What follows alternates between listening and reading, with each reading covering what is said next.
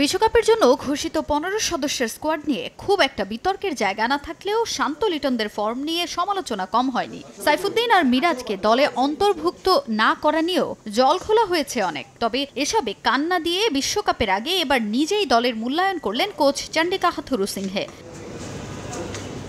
তারুণ্য নির্ভর দল নিয়ে বাংলাদেশ যুক্তরাষ্ট্রে গেলেও এই স্কোয়াডে আছে সাকিব মাহমুদুল্লাহর মতো অভিজ্ঞ ক্রিকেটাররা। বিশ্বকাপে তাদের কাছ থেকে বাড়তি প্রত্যাশাই রাখছেন লাল সবুজ হেড কোচ। নিজেদের সম্ভাব্য শেষ বিশ্বকাপ তারা স্মরণীয় করে রাখবে বলে প্রত্যাশা হাথুরুর। সাকিব একজন কিংবদন্তি, সে সবগুলো টি-20 বিশ্বকাপ খেলেছে। আমি আশা করব 3 বিভাগেই সে অবদান রাখবে। মাহমুদুল্লাহ এ দলের স্পিরিট, সে ড্রেসিং রুমে অসাধারণ এক প্রশান্তি বয়ে এনেছে। সম্প্রতি তার ব্যাটিং অন্য পর্যায়ে চলে গেছে। বিশ্বকাপে সে চাপের মুহূর্তগুলো সামলে নেবে এবং তরুণদের পথ দেখাবে।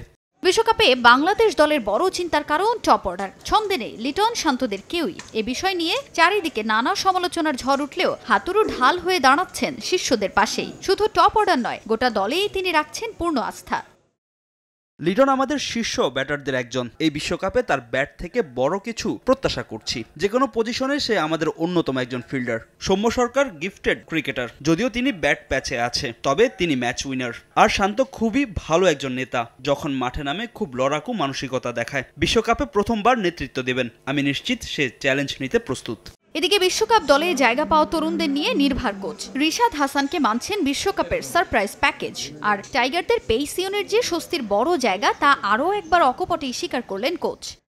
তাসকিন খুবই ইমোশনাল, ও যদি ছন্দে থাকে ওর কাছ থেকে সেরাটা পাওয়া যায়। মোস্তাফিজ শুধু বাংলাদেশ নয়, পুরো ক্রিকেট বিশ্বের বিরল প্রতিভা। রিশাদ ক্লাসিক লেগ স্পিনারদের মতো না, ব্রিলিয়ান্ট ফিল্ডার। তানভীর নতুন বলে বল করতে পারে, পাওয়ার প্লেতে ভিন্ন কিছু করে দেখাবে আশা করি। বিশ্বকাপ দল নিয়ে কোচের প্রত্যাশা যে অনেক তা সহজেই অনুমান করা যাচ্ছে। তবে সেই প্রত্যাশা কতখানি পূরণ করতে পারবে টাইগার শিবির, তাই এখন দেখার বিষয়।